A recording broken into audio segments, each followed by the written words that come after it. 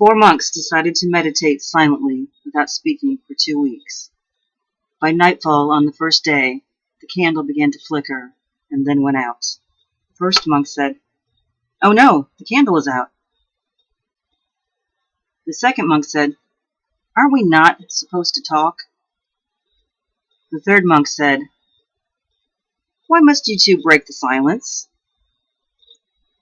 The fourth monk laughed and said, "Ha! I'm the only one who didn't speak."